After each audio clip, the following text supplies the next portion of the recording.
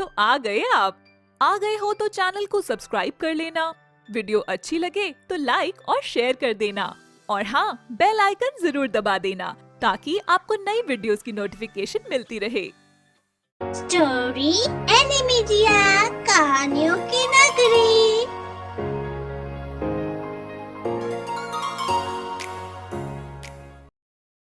ये टिकट देखो और बताओ कि क्या ये टिकट तुमने किसी लड़की को दिया था? नहीं साहब, ये टिकट तो मैंने राकेश को दिया था। कौन राकेश? क्या तुम जानते हो उसको? हाँ साहब, वो गांव से आया था और बता रहा था कि उसकी बहन कहीं चली गई। इस सदमे में उसके माता पिता भी चल बसे, इसलिए वो अपना गांव छोड़कर यहाँ आ गया था। रुद्र को ड्राइवर की बात सुनकर याद आता है कि रानी का भाई भी गांव छोड़कर चला गया था। इसलिए वो रामलाल को तहकीकात करने के लिए भेजता है कि कहीं राकेश रानी का ही भाई ना हो। फिर रामलाल गांव वालों से जानकारी प्राप्त करके रुद्र के पास आता है। सर, आपका शक सही था, वो राकेश रानी का ही भाई है। तो इसका मतलब राकेश ही ये सब कर रहा है। हमें उसे ढूंढना होगा। सिर्फ वो ही है जिससे हमें कुछ मालूम चल सकता है। पर अभी तुम घर जाओ, बहुत रात हो गई है। कल से हम राकेश की तलाश करेंगे। रामलाल अपने घर चला जाता है और रुद्र भी अपने घर पहुंच जाता है।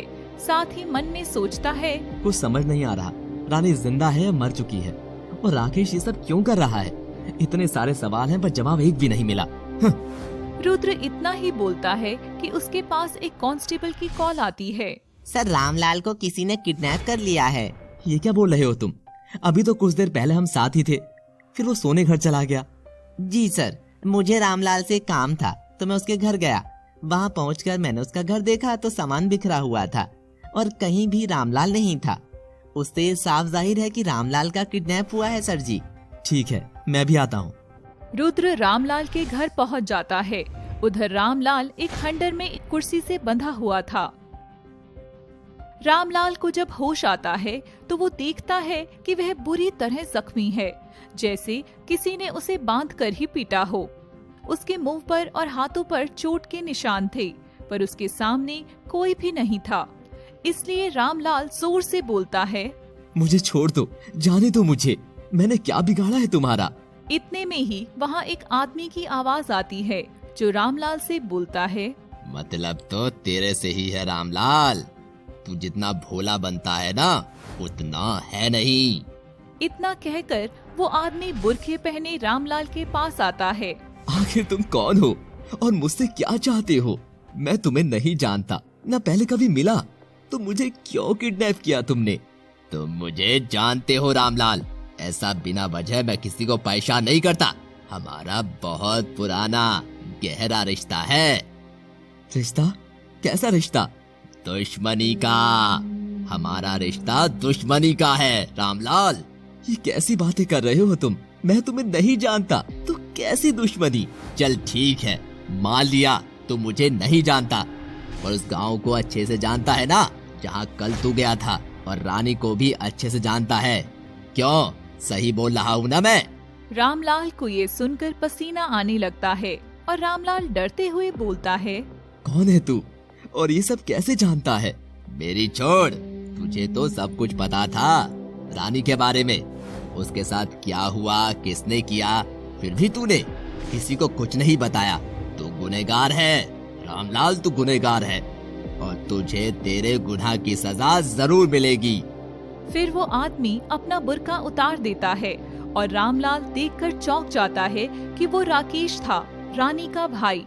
अबे साले, तू मुझे सजा देगा? मेरा तो तू कुछ नहीं बिगाड़ सकता। अभी पुलिस मुझे ढूंढते हुए आती ही होगी, फिर तुझे इतना मारूंगा कि तू अपनी शक्ल तक नहीं पहचान पाएगा। मेरा जो होगा देखा जाएगा। पहले तू अपनी सोच, अपनी। अब तेरे साथ क्या होगा ये तू सोच भी नहीं सकता। एक बार मेरे हाथ खोल दे, फिर तेरे साथ क्या होगा तू ये भी नहीं सोच सकता। तेरी ये इच्छा मैं जल्दी पूरी करूंगा, जल्दी। इतने में ही रामलाल का फोन बजने लगता है। फिर राकेश रामलाल की जेब से फोन निकालता है और रुद्र का नाम पढ़कर घबरा जाता है। कुछ ही देर बाद पुलिस की गाड़ी का सायरन बजने लगता है। राकेश समझ चुका था कि रामलाल के फोन की लोकेशन ट्रेस करके पुलिस वहां आ गई है। फिर राकेश अपने मन में बोलता है, मैं इतनी बड़ी बेवकूफी कैसे कर सकता हूँ? इसका फोन कैसे निकालना भूल गया मैं। अब क्या करूँगा मैं? इससे बदला लेने आया था, पर अब मैं खुद मुसीबत में पड़ गया हूँ। फिर राकेश रामलाल के मुंह पर कपड़ा बांध देता है और पीछे के दरवाजे से भागने लगता है। पुलिस वाले उसे भागता देख लेते हैं और उसका पीछा करते हैं। वो भागते भागते गिर जाता है और जख्मी हो जाता है, पर पीछे से पुलिस को आता देख वो हिम्मत करके दोबारा भागने लगता है और फिर रेड लाइट एरिया में घुस जाता है और वहीं एक कमरे में छिप जाता है। पुलिस भी वहां चली जाती है और उसकी तलाश करती है। तभी वहां से एक औरत आती है जो पुलिस वाले को बोलती है, साहब आज आप दिन में ही यहाँ आ गए, वो भी पुलिस की ही वर्दी में। अभी एक अपराधी यहाँ भागता हुआ आया है, हम उसकी तलाश कर रहे हैं।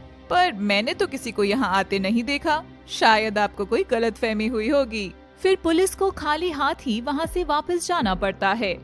जिस कमरे में राकेश छुपा था वहाँ से एक लड़की उसे बोलती है, आजा बाहर निकलकर, पुलिस चली गई। फिर राकेश बाहर आ जाता है। क्यों रे, आज तो पुलिस को अपने घर तक ले आया था। दीदी अब मुझे नहीं लगता हम ज्यादा दिन अब पुलिस से छिप सकते हैं। अरे तू घबरा मत, मेरा नाम भी रानी है। अच्छे अच्छे को पानी पिला चुकी हो और ज्यादा देर छिपना भी किसको है अब। बस कुछ ही दिनों में मेरा बदला पूरा हो जाएगा, फिर ये सब खेल खत्म। दीदी बदला लेने के लिए ही तो हमने इतना इंतजार किया है, इतनी सब प्लानिंग की है। हमारे जीने का बस एक मकसद ही है कि सब पापियों को उसके किए की सजा देना। राकेश भाई, सिर्फ तेरी ही मदद से मैं ये सब कर पाई हूँ। अगर तू मेरा साथ नहीं देता तो शायद ये सब संभव नहीं था। दीदी एक भाई का फर्ज होता है अपनी बहन की हर कदम पर सहायता करना, बस मैं अपना फर्ज ही निभा रहा हूँ। रानी और राकेश बात कर ही रहे होते हैं, तभी दरवाजे पर दस्तक होती है। चैनल को सब्सक्राइब कर लेना, वीडियो अच्छी लगे तो लाइक और शेयर कर देना और हाँ, बेल आइकन जरूर दबा देना ताकि आपको नई वीडियोस की नोटिफिकेशन मिलती रहे।